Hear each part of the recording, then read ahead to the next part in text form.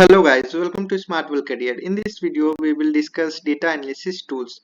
So basically, we have to understand solver and forecasting tool. Basically ये दो tool तो हम लोग देखेंगे, लेकिन डेटा एनालिसिस के अदर टूल्स को भी हम लोगों ने पिछले वीडियो में पढ़ा है। Basically session bye session videos upload किए जा रहे हैं, जिसमें बेसिक टू एडवांस सारा टॉपिक कवर किया जा रहा है। तो अगर आप इस वीडियो को देख रहे हैं तो पिछले वीडियो को जरूर जाकर देखें, ताकि आपको कंप्लीट नॉलेज मिल पाए एक्सेल का। ये एक्सेल का नॉलेज आपको आपके जॉब में काफी ज्यादा हेल्प करेगा, चाहे आप किसी भी सेक्टर में क्यों ना हो। बेसिकली ये कोर्स डिजाइन किया गया है डेटा एनालिटिक्स जॉब प्रोफाइल के लिए, बट इसका यूज आप बेसिक टू मतलब जिस भी जॉब में हो वहाँ पे MIS में काम करने के लिए इस टूल का यूज कर सकते हो। तो आप लोग स्टार्टिंग से सारा वीडियोस देखो, और हो सके अगर आपको लग रहा है कि वीडियो अच्छा है तो लाइक करो, शेयर करो एंड चैनल सब्सक्राइब जरूर करो। तो हम लोग चलते हैं सबसे पहले अपने सॉल्वर टूल की ओर। सॉल्वर टूल जो है बेसिकली हमारे प्रॉब्लम को सॉल्व करने का काम करता है। अब प्रॉब्लम किस तरह का, जब हमें कोई एक फिक्स्ड वैल्यू दे दी गई हो और हमें कुछ सेल्स को चेंज करके अपने पूरे वैल्यू को राइट करना हो, तो इसके लिए हमें करना क्या होगा वो हम लोग अब समझते हैं। तो एक एग्जांपल लिया है हम लोगों ने, जैसे लेट से कोई एबीसी बंदा है और वो अपना एक मोबाइल का शॉप स्टार्ट करने जा रहा है। अब मोबाइल का शॉप स्टार्ट करेगा तो वो डिफरेंट कंपनी के मोबाइल को रखेगा। तो हम लोगों ने यहाँ पे टोटल 6 कंपनी का नाम लिखा है, Vivo, Oppo, Samsung, one plus, Redmi और नोकिया। इन सब का जो है रेट यहाँ पे दिया गया है। जैसे वीवो के फोन का रेट 20,000 है, ओप्पो के फोन का रेट 15,000 है, उसी तरह से सैमसंग के फोन का रेट 25,000 है, वन प्लस के फोन का रेट 30,000 है, रेडमी के फोन का रेट 15,000 है और नोकिया के फोन का रेट 20,000 है। तो ये सारे फोन का रेट रेट है। उसके बाद कितना कितना क्वांटिटी, ये अप्रोक्सीमेटली हम लोगों ने लिया है। तो इसका जो अमाउंट निकाला, यानी कि क्वांटिटी और रेट को मल्टीप्लाई करके वो यहाँ पे शो हो रहा है, और लास्ट में हम लोगों ने टोटल कर लिया है। तो ये बेसिकली एक टेबल बन गया।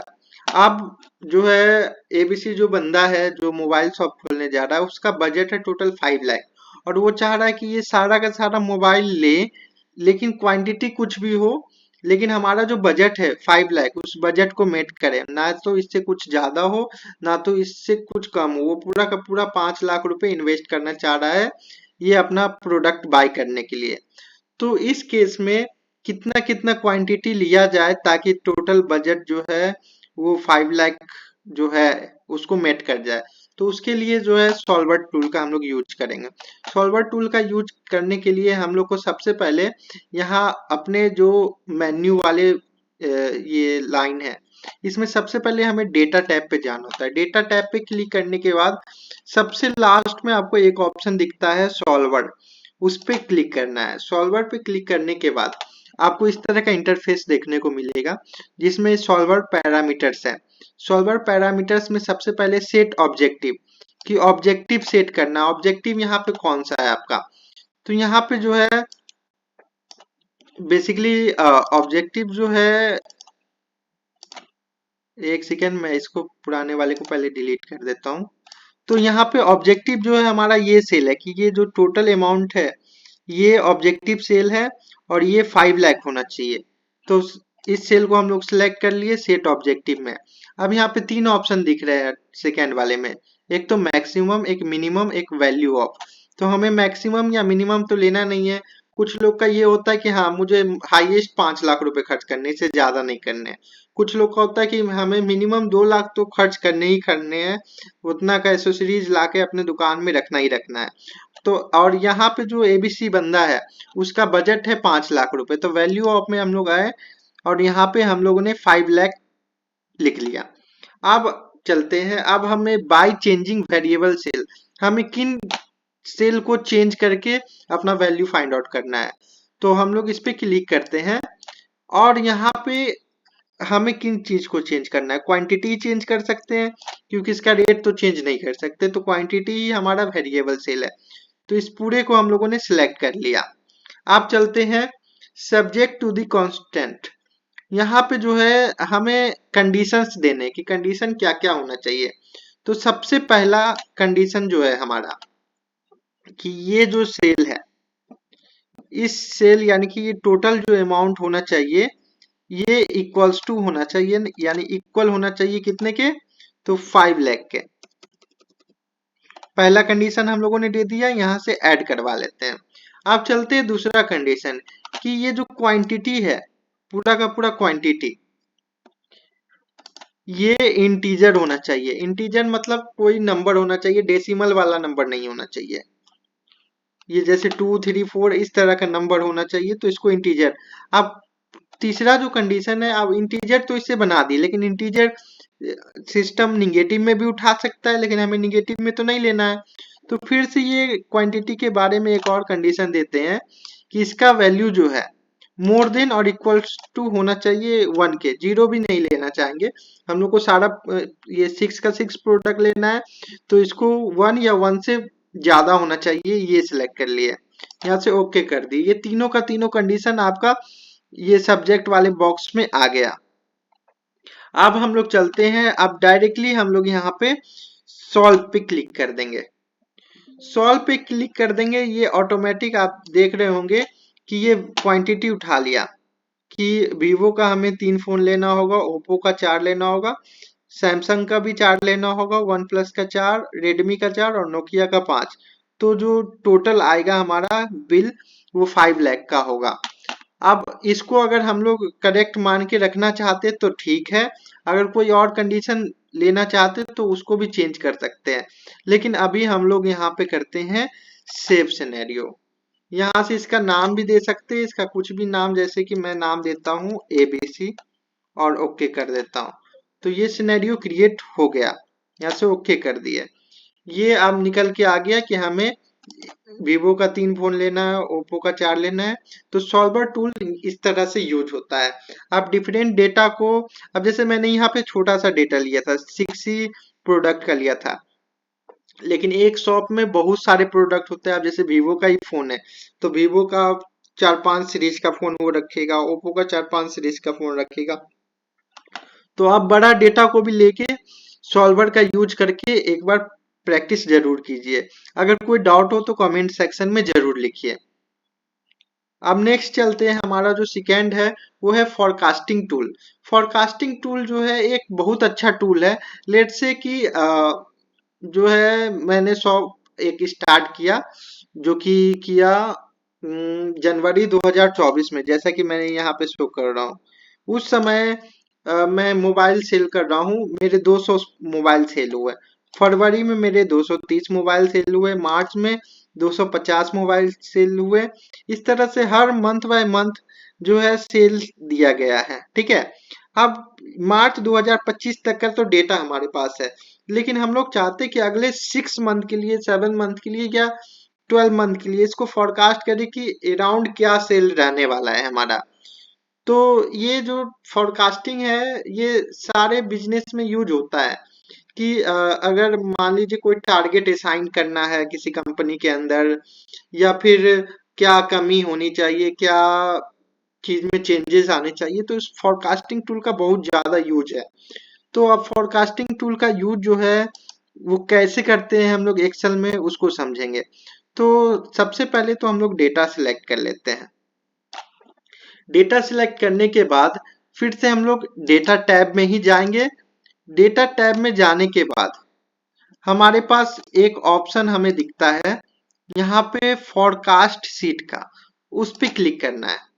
अब फॉरकास्ट सीट का जैसे ही उस पे क्लिक करते हैं तो हमें दिख जाएगा कि ये जो ब्लू लाइन दिख रहा है, ये ब्लू लाइन जो है पुराने मतलब सेल को शो कर रहा है, जो कि हम लोगों ने डेटा दिया है। लेकिन यहाँ पे जो ये ऑरेंज कलर से लाइन दिख रहा है, ये शो कर रहा है कि अगले 6 मंथ में क्या रहने वाला है। ये फॉरकास्ट इन डेट यहाँ पे बेसिकली 7th मंथ का यानी जुलाई का शो हो रहा है। यानी ये अगले हमें मार्च के बाद अप्रैल मई जून जुलाई, अगले 4 महीने का फोरकास्ट करके दे रहा है। अगर चाहे तो हम लोग इस डेट को चेंज भी कर सकते हैं, लेट से कि हम लोग इसको सितंबर तक का लेते हैं, सितंबर तक का कोई भी डेट ले लेते हैं। अब ये सितंबर के अकॉर्डिंग फोरकास्ट कर रहा है, इसके अंदर जो है हम लोग यहाँ से क्रिएट कर सकते हैं डेटा। ओके कर लिए। आप देख रहे होंगे आप स्क्रीन पे कि ये स्टार्टिंग के जो डेट है मार्च तक का तो हमारा खुद का डेटा है, लेकिन उसके बाद का जो है ये 6-7 मंथ का डेटा ये फोरकास्ट करके हमें ये फोरकास्टिंग टूल दे रहा है, जो कि आपको स्क्रीन पे दिख रहा होगा। आप चाहो तो इसको थोड़ा सा छोटा कर सकते हो, या फिर इसको मैं अभी के लिए थोड़ा सा साइड कर देता हूँ और ये सिर्फ डेटा को देखता हूँ। यहाँ पे 3 लेवल, एक तो फोरकास्ट लेवल अलग है, लोअर कॉन्फिडेंस की हमें लग रहा है, मतलब अपने आप पे, मतलब कंपनी को अपने डेटा पे यकीन नहीं है, तो उस केस में लोअर कॉन्फिडेंस पे ये डेटा आ रहे हैं। अपर कॉन्फिडेंस पे क्या, हाँ हम सोच रहे कि इससे ज्यादा प्रोग्रेस करेंगे, हमारा कुछ कंपनी के साथ टाई अप हो रहा है तो अच्छा रिजल्ट दिखेगा, उसके अकॉर्डिंग हम लोगों ने ये डेटा निकाल लिया। आप जो है आप चाहो तो इसको चेंज भी कर सकते हो। लेट से कि ये जो फोरकास्टिंग टूल है, इस पे मैं अगेन क्लिक करके इस ऑप्शन को जो है चेंज भी कर सकता हूँ।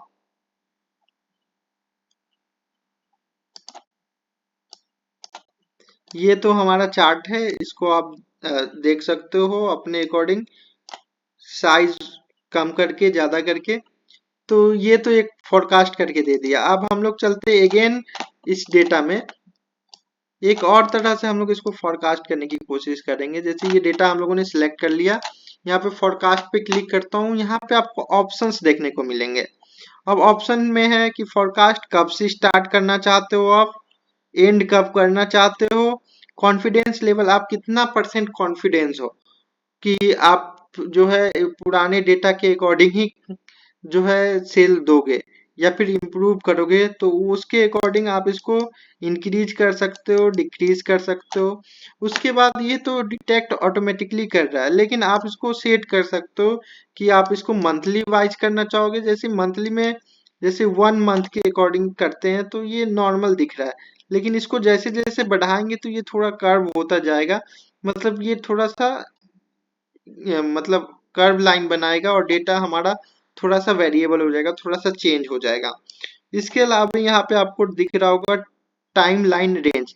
ये टाइम लाइन रेंज आपका ये मंथ जो हम लोगों ने सिलेक्ट किया है डेटा में से उसको शो कर रहा है। वैल्यू रेंज ये सेल को सिलेक्ट मतलब सेल को शो कर रहा है।